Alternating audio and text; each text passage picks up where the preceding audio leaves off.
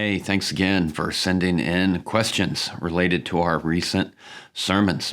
As you know, we've been going through the book of Romans, and this last week we got to Romans 12, which transitions from a lot of doctrine into practice, specifically practice of how we relate to one another and relate to one another at church. We identified really three practices for belonging, for us to experience belonging, which is to rely on others, find some way that we know that we need them. So we all have different gifts. We all need each other. Anybody that we have division with, if we see a way that we need them, we'll immediately feel more connected. We want to elevate and empathize with others. Lots of encouragement, promoting of others in our lives, way more than any kind of criticism or correction. We need to overload, outdo one another, showing honor, Paul says. Connect with them emotionally, put ourselves emotionally where they are, weep with those who weep, rejoice with those who rejoice. And finally, repay curses with blessings. When we are wronged, we don't return wrong for wrong, but we invest again, elevate them again. And all of those practices lead toward unity and us feeling like we belong with others. But the question comes in this week is kind of, what if I'm at zero? You know, I don't even know any others for me to see how I need them. I'm not connected with others enough to elevate them or know where they are emotionally to connect with them. Nobody's cursing me because I've kind of closed myself off from the world. How do I even get started with this belonging thing? And so the first piece of advice is you've got to be around people. You've got to join a life group. You have to be present in that group. If you're somebody who comes to church and just comes in, sits down in a pew and leaves, doesn't talk to anybody, if somebody talks to you, you just say hi and keep moving.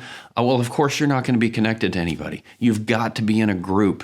There's absolutely a correlation between regular participation in a group, in one of our life groups, and how much you feel like you're a part of this that's happening here.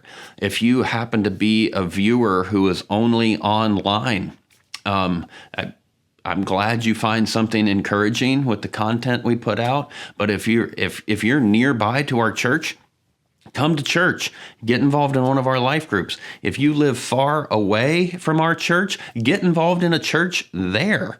Actually be plugged in person. You've got to show up, physically present somewhere. Has to happen. We are created with, flesh and bones and bodies. We can't just expect to have kind of disembodied relationships through, online interactions. That's not the way we're wired. We're wired to be in person because we are incarnate, right? We are in the flesh.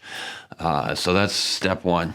Step two, when you show up at that group, you've got to be transparent with who you are. You can't just sit in the corner and say nothing. You've got to let people know what's going on in your life so that they can then connect with you. There's a correlation between how much of ourselves we allow others to know and how much we are known. If we only allow 5% of ourselves to be known, then maybe people can love and accept that 5% of us, and we feel like that 5%'s belonging, but the other 95% of us, they don't know anything about. And so that part of us remains isolated. They can't love and accept and embrace and elevate most of who we are because they don't even know that exists. So we have to be vulnerable, share our hopes, dreams, failures, insecurities with others. We have to share that. We have to be transparent in order to feel like we belong. And then thirdly, in that group is find a role for yourself. Find a way for you to contribute to the group. Whether that's encouraging, welcoming people, whether that's inviting people to things, whether that's taking some kind of teaching role or organizing activities, whatever, find a role for you to contribute to the group. And the more you contribute to the group, the more that you will feel part of the group. So those are 3 just preliminary steps if you're currently at 0. Get involved in person, be transparent, and then find a way to contribute. And if you're nearby here, come see what we're doing here. We hope that's helpful, and we'll see you next time.